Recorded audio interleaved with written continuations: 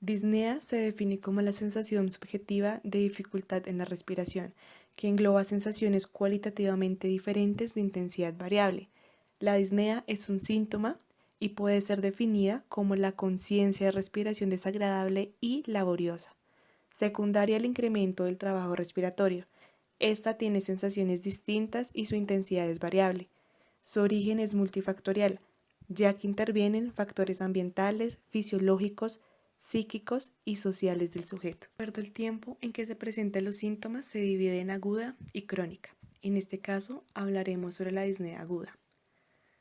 La disnea aguda se define como el inicio de los síntomas en horas a días y la disnea crónica se presenta con síntomas de más de 3 semanas de evolución. En la parte clínica, la disnea se divide en dos tipos, de origen respiratorio o cardiogénico. Los síntomas y signos acompañantes, ya sea de cualquiera de los dos tipos, nos ayudará a su diferenciación. Según la relación con los quimiorreceptores, existen 4 posibles características para pensar que hay disnea: hipoxemia, hipercapnia, acidosis y otra. Hipoxemia: hay poco oxígeno. Hay que ver las concentraciones atmosféricas del paciente, la distribución de oxígeno, el lugar de procedencia, la sangre que sale del ventrículo izquierdo no sale de forma adecuada o si es por alguna patología cardiogénica o no cardiogénica. Por ejemplo, neumonía, tromboembolismo pulmonar, edema, neumotórax. Hay que sospechar de anemias y ver si el paciente procede de la costa. La hipercapnia: en este caso existe algún factor que está alterando la barrera alveolo-capilar, generando una inadecuada difusión de oxígeno. Puede ser por EPOC, asma, enfermedades neuromusculares, miastenia gravis o Guillain-Barré. Y acidosis por causas metabólicas como cetoacidosis o acidosis láctica. Otras causas pueden ser enfermedad coronaria, infarto, obstrucción de la vía aérea, dolor por fractura de las costillas o ansiedad. Las causas más comunes de disnea aguda son cardíacas, falla cardíaca, isquemia miocárdica y taponamiento, pulmonares, broncoespasmo, tromboembolismo pulmonar, neumotórax y obstrucción superior, obstrucción de la vía aérea superior por cuerpo extraño y epiglotitis, edema de glotis, estenosis traqueal y otras causas por ansiedad, acidosis metabólica, shock, intoxicación, anemias, angioedema y anafilaxia y Guillain-Barré. La sensación de disnea se origina en la activación de sistemas sensoriales relacionados con el control de la respiración. Este proceso exige unos mecanismos de control central, unos sensores respiratorios como los quimiorreceptores centrales y periféricos, los mecanorreceptores de la vía aérea, pulmonar y pared torácica, y un sistema efector constituido por vía nerviosa y los músculos. La interrelación continua entre los centros respiratorios y receptores permite asegurar la efectividad de las órdenes motoras emitidas a los músculos ventilatorios. La disnea es una integración cortical exclusiva de estado de vigilia y no se experimenta dormido. El sistema nervioso central realiza un complicado análisis de información procedente de la percepción del estímulo respiratorio enviado a los músculos respiratorios, la relación entre las aferencias recibidas y las esperadas, las aferencias de los mecanorreceptores y las aferencias de los quimiorreceptores. No existe un mecanismo único que explique la disnea, sino que hay varios implicados según las situaciones clínicas que la producen y sus mecanismos. La sensación de esfuerzo es la percepción consciente de la activación de los músculos respiratorios. Es atribuida a una descarga enviada a los músculos respiratorios desde los centros respiratorios involuntarios y de la corteza motora a la corteza sensitiva, originándose la sensación de esfuerzo ventilatorio. La disnea se origina ante la desproporción entre el impulso motor central y la respuesta mecánica obtenida del sistema respiratorio en términos de ventilación. Los mecanorreceptores son los receptores periféricos situados en la vía aérea superior, pulmones y pared torácica. Envían su información por vía vagal y modifican la disnea. En la vía aérea superior disponen de receptores de flujo cuyos impulsos aumentan o disminuyen la sensación disneica. En los pulmonares se encuentran ubicados en 3 lugares. En el músculo liso de la vía aérea son los receptores de estiramiento o de adaptación lenta, situados sobre todo en los bronquios proximales. Responden a las variaciones de volumen y median el reflejo de Herrigbourg. En el segundo, en las células epiteliales de las vías respiratorias. Son receptores de irritación o de adaptación rápida, situados principalmente en los bronquios grandes, que responden con una broncoconstricción ante variedad de estímulos mecánicos y químicos, y están ubicados en la pared alveolar y los vasos sanguíneos, con receptores C y J correspondientes a terminaciones lentas amielínicas que se estimulan con la congestión pulmonar y el edema. Y por último están ubicados en la pared torácica, en las articulaciones, tendones y músculos. Los estímulos vibratorios inspiratorios sobre los músculos intercostales disminuyen la disnea y los expiratorios la aumentan. Los mecanorreceptores son protagonistas de la sensación disneica generada por la desproporción entre la longitud y la tensión muscular. Esta desproporción es interpretada por el córtex como disnea. Los quimioreceptores son centrales y periféricos. Los quimioreceptores centrales se encuentran localizados en diferentes áreas nerviosas como la superficie ventral medular, el núcleo del tracto solitario y el locus ceruleo. Responden a cambios de la concentración de hidrogeniones en el fluido cerebroespinal e intersticial medular. La respuesta a los cambios de dióxido de carbono se debe a una rápida difusión a través de la membrana hematoencefálica y conversión de ácido carbónico y disociación de este en bicarbonato e iones, que son los que actúan en los quimioreceptores. La respuesta central originada tiene una fase rápida debido a la acidificación inmediata del fluido cerebroespinal y una fase lenta por la acidificación del intersticio medular. Los quimioreceptores periféricos son aórticos y carotídeos, que son fundamentales y responden a la presión de oxígeno y hidrogeniones.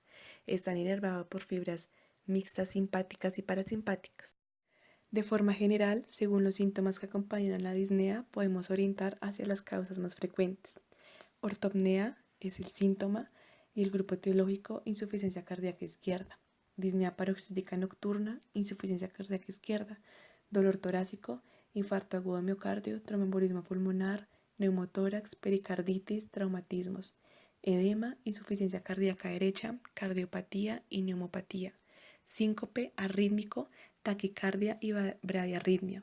Obstructivo, estenosis aórtica, mixoma auricular, estenosis mitral, tromboembolismo pulmonar, neumotórax y taponamiento cardíaco.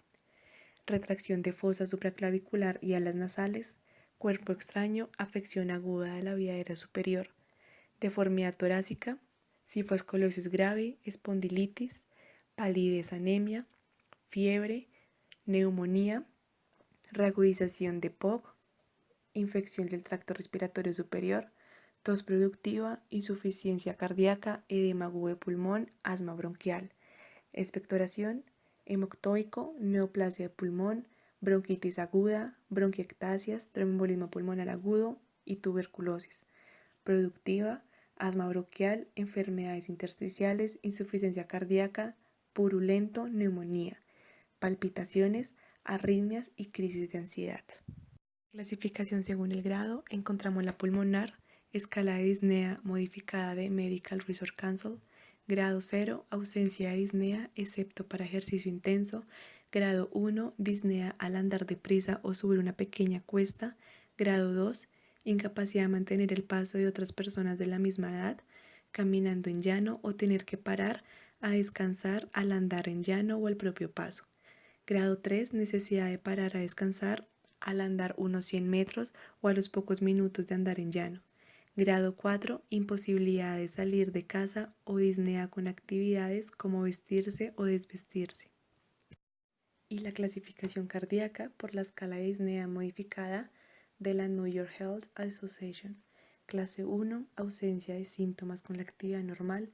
Clase 2, síntomas con la actividad ordinaria. Clase 3, síntomas con actividad inferior a la ordinaria, y clase 4, síntomas al menor esfuerzo o de reposo. La disnea es uno de los principales motivos de consulta. La gran mayoría se presenta en hombres. Observamos que en personas menores de 50 años se presenta con un total de 569, mientras que en personas mayores de 50 años obtiene un total de 590. En los dos casos es el hombre el que más presenta este síntoma.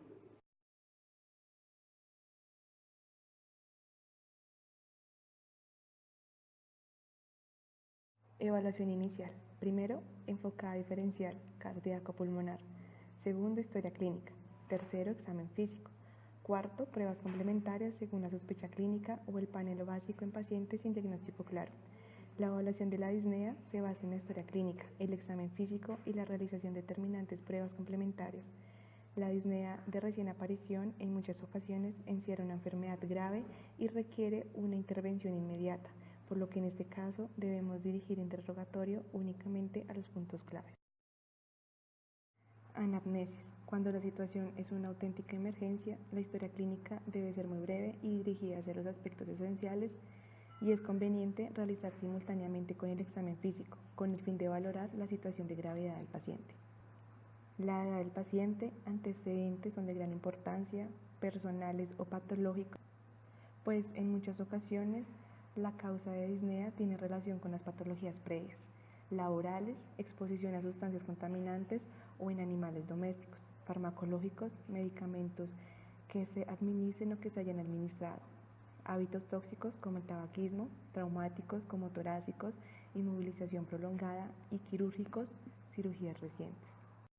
Enfermedad actual.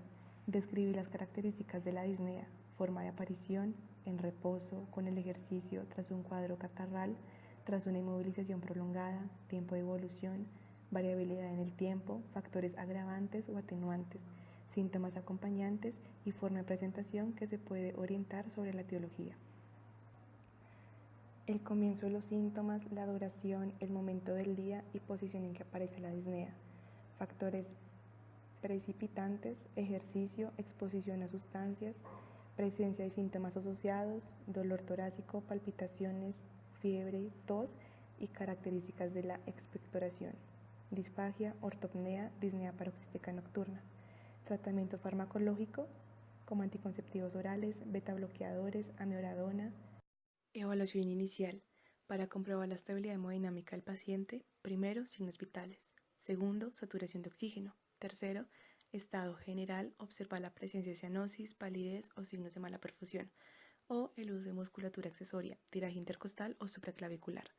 Cuarto, auscultación para comprobar el ritmo cardíaco y la ventilación pulmonar. Quinto, estado mental. Evaluación posterior. Primero, peso y talla, índice de masa corporal. Segundo, cuello, comprobar si existe ingurgitación yugular o retracción de las fosas claviculares. Tercero, tórax, valorar si existe asimetría de los movimientos respiratorios en ambos hemitórax o efisema subcutáneo en la palpación, y al percutir si existen datos de consolidación pulmonar o derrame pleural. En la auscultación debemos detectar si existen ruidos patológicos sobreañadidos o ausencias de sonidos. En la cardíaca tendremos en cuenta la presencia de soplos, roces y tonos más apagados, arritmias y ritmos de galope. Cuarto, abdomen. Prestar esencial atención a detectar visceromegalia, la presencia de ascitis y movimientos paradójicos del abdomen. Quinto, extremidades inferiores. Comprobar la presencia de edemas, el color de la piel, su temperatura, los pulsos periféricos y llenado capilar. Extremidades superiores, la presencia de acropaquias que reflejan patología respiratoria crónica. Sexto, psiquiátrico, descartar cuadros de ansiedad. La disnea aguda es un motivo frecuente de consulta. El paciente adulto con disnea aguda presenta retos difíciles en el diagnóstico y manejo. Es importante considerar un amplio diagnóstico diferencial, mientras se proporciona un tratamiento inicial adecuado, pues puede tratarse de una enfermedad potencialmente mortal. Se tienen exploraciones complementarias para la orientación de la disnea. Las exploraciones habituales iniciales son hemograma con fórmula y recuento leucocitario, glucosa, iones, creatinina, marcadores de daño miocárdico, gasometría arterial y venosa, electrocardiograma y radiografía de tórax, ecocardiograma, tomografía computarizada torácica, laringoscopia y broncoscopia, y unas exploraciones especiales como el péptido natriurético cerebral, gammagrafía, ventilación, perfusión, cateterismo cardíaco con coronografía, cateterismo con arteriografía pulmonar y cateterismo derecho con registro de presiones. Paciente con disnea inestable, debemos prestar atención a la presencia de signos de gravedad y o inestabilidad hemodinámica, alteración de los niveles de conciencia, somnolencia, obnulación, agitación psicomotriz, cianosis, signos de mala perfusión tisular y bajo gasto, imposibilidad de toser o hablar, uso de la musculatura accesoria, incoordinación tóraco-abdominal, frecuencia respiratoria mayor a 30 respiraciones por minuto, frecuencia cardíaca mayor a 125 pulsaciones por minuto, hipotensión, silencio auscultatorio, presencia de desviación traqueal en la radiografía de tórax y una saturación de oxígeno menos del 90 a pesar de la oxigenoterapia. Correlación entre hallazgos al examen físico y el diagnóstico diferencial de disnea aguda. Hallazgo, sibilancias. Diagnóstico diferencial, EPOC, asma, reacciones alérgicas, falla cardíaca. Tos, neumonía, asma EPOC. Dolor torácico pleurítico, neumonía, embolismo pulmonar, derrame pleural, neumotórax, EPOC y asma. Ortopnea, falla cardíaca aguda. Fiebre, neumonía, bronquitis aguda, tuberculosis, cáncer, embolismo pulmonar. Hemoctisis, neumonía, tuberculosis, embolismo pulmonar, cáncer. Edema en miembros inferiores, falla cardíaca aguda bilateral, embolismo pulmonar, edema pulmonar, falla cardíaca aguda y crónica, enfermedad renal crónica y enfermedad hepática en estado terminal. Taquipnea, embolismo pulmonar, acidosis metabólica.